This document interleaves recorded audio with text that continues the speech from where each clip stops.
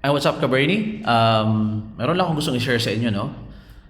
Kung ano nga ba yung gagawin natin kung sakaling after natin mag-send ng application through email, ay naka-receive tayo na hindi na po magtutuloy yung ating, kumbaga, process ng application, or sa madaling salita, na-reject po yung application natin. Kailangan pa ba natin mag-reply, or hahayaan na lang ba natin, move on na lang sa susunod or next na application natin? Kung ako po ang tatanungin, mga Kabernie, and ginagawa ko rin po ito, no? Sa mga dati kong, kumbaga, in-applyan, no, nung bago po ako makapasok kay A+.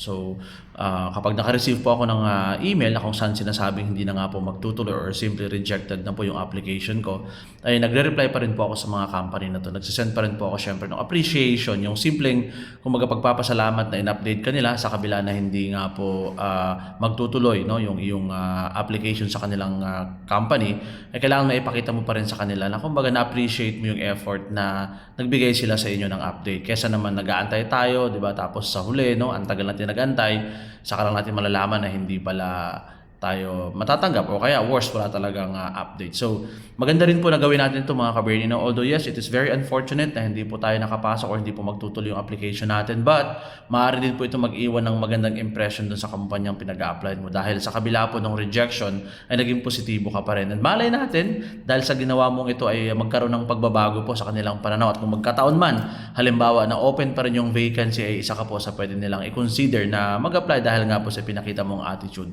So maaring simple lang po ito, maaring mababa para sa iba, pero I'm sure po na one way or another ay magkakaroon po ito ng impact, lalo po doon sa impression nga po ng employer or company or organization na ina-apply mo. Kaya naman, mga Kabernie, alam kong nakakalungkot, nakaka-disappoint ang mga ganyang balita, pero ganun pa man, maging positibo tayo.